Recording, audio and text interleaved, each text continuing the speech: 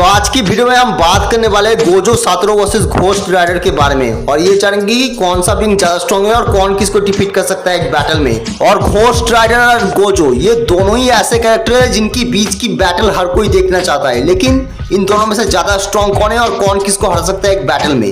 इसी का आंसर आज के इस वीडियो में हम पता लगाने वाले। वीडियो काफी इंटरेस्टिंग होगी, प्लीज वीडियो को अंत तक देखना। और अभी तक आपने हमारे चैनल को सब्सक्राइब नहीं किया है तो प्लीज कर लीजिए। Let's start. पहले मैं अगर बात करूं गोजो सातोरू की, गोजो है strongest sorcerer in jujutsu Kaisen universe and second strongest character in जेजेके। आप इसकी पावर्स का अंदाजा इस बात से लगा सकते हो कि जब गोजो सातोरू पैदा हुआ था तो उसके सिर्फ पैदा होने से ही पूरा का पूरा वर्ल्ड बैलेंस ही बिगड़ गया था। लिटरली एकदम से सॉर्सरर की एनर्जी बहुत ही ज्यादा अमाउंट में इंक्रीज हो गई थी और लिटरली कर्स स्पिरिट की एनर्जी बहुत ही ज्यादा कमजोर हो गई थी। अगर मैं बात करूं इसकी पावर्स एबिलिटीज के बारे में, सबसे पहली चीज वो पोजेस करता है सुपर ह्यूमन स्ट्रेंथ। गोजो की स्ट्रेंथ किसी नॉर्मल ह्यूमन की स्ट्रेंथ से बहुत ज्यादा है। वो अपने पंचेस से, लिटरली अपने पंचेस से मोटे कंक्रीट के दीवारों को तोड़ सकता है, वो भी बहुत ही आसानी से। उसके पास है सुपर ह्यूमन स्पीड। अब गोजो बहुत ही ज्यादा फास्ट है, लिटरली वो साउंड की स्पीड से भी ज्यादा तेज ट्रैवल कर सकता है। इसके अलावा वो एक्सपर्ट है in hand to hand combats और उसकी फाइटिंग स्किल्स और फाइटिंग टेक्निक को समझ पाना तो बहुत ही ज्यादा मुश्किल है। इसके पास है 6 साइज, जिसकी मदद से वो किसी भी कर्स एनर्जी को बहुत ही इजीली सेंस कर सकता है। इसके अलावा उसके पास है इन्फिनिटी। अब ये एक डिफेंसिव टेक्निक है जिसकी मदद से गोजो अपने आसपास एक शील्ड क्रिएट कर लेता है, जो कि उसके और उसके अपोनेंट के बीच की डिस्टेंस को इन्फिनाइट कर देता है। यानी उसका अपोनेंट गोजो को कभी छू ही नहीं पाएगा, लेकिन गोजो चाहे तो उसे वो छू सकता है। उसके पास है रिवर्स कस्ट टेक्निक और ये एक ऐसी टेक्निक है जिसकी मदद से गोजो अपने किसी भी इंजरी को रिकवर कर सकता है, वो भी कुछ ही सेकंड में। यानी वो अपनी किसी भी इंजरी से बहुत ही इजीली हील हो सकता है। अब बात करते हैं गोजो की different kind of energy blast के बारे में। सबसे पहले आता है कास्ट टेक्निक ब्लू। इसमें गोजो एक ब्लू कलर की एनर्जी बॉल क्रिएट करता है जो कि कंपोज होती है एक प्योर डिस्ट्रक्टिव एनर्जी से, जो कि अपने आसपास के सारी चीजों को डिस्ट्रॉय कर देता है। Reversal red. अब इस टेक्निक की मदद से गोजो एक ऐसा रेड कलर का सनलाइट बॉल क्रिएट करता है जिसके बाद शॉक वेव से पूरा माउंटेन डिस्ट्रॉय हो जाए। होलो पर्पल।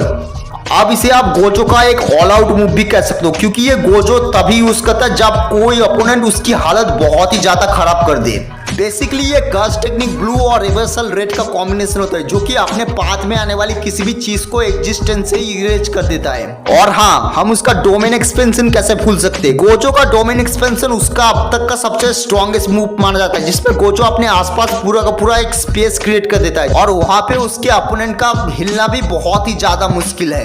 अगर मैं बात करूं घोस्ट राइडर की, घोस्ट राइडर ये कॉस्मिक एंटिटी है जिनसे हेल का एक डीमन जेरोथोस कंट्रोल करता है। घोस्ट राइडर पोजेस करता है super human strength. Ghost Rider वैसे तो 25 टन को लिफ्ट कर सकता है, लेकिन मूवीज में ये दिखाया गया है कि उसने एक हेलीकॉप्टर को रोक लिया था।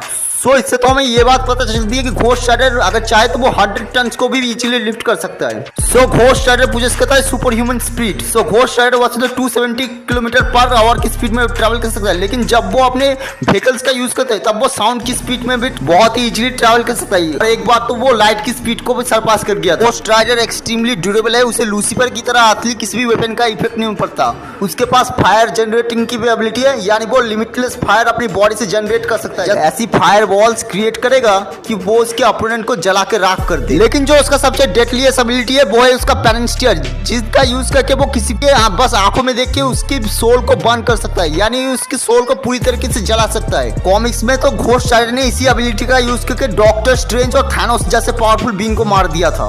इसके अलावा भी घोस्ट राइडर पोर्टल्स को भी क्रिएट कर सकता है, यानी पूरे ओमनीवर्स में वो कहीं पे भी ट्रैवल करने के लिए बड़ी इजीली पोर्टल्स को क्रिएट कर सकता है। इसके अलावा वो अपने साइज को मैनिपुलेट कर सकता है, अपने साइज को छोटा या बड़ा कर सकता है सीधा अपने बिल के हिसाब से। और एक और पॉइंट, घोस्ट राइडर पूरी तरीके से एजलेस और इमॉर्टल बीइंग्स होते हैं, यानी उन्हें मारना लगभग इम्पॉसिबल होता है। अब अगर मैं बात करूं Ghost Rider versus Gojo Satoru की, इसका क्लियरली विनर है घोस्ट राइडर, क्योंकि घोस्ट राइडर एक कॉस्मिक एंटिटी है जिसे मारा नहीं जा सकता। उसकी पावर्स गोजो से हजारों करोड़ों गुना ज्यादा है।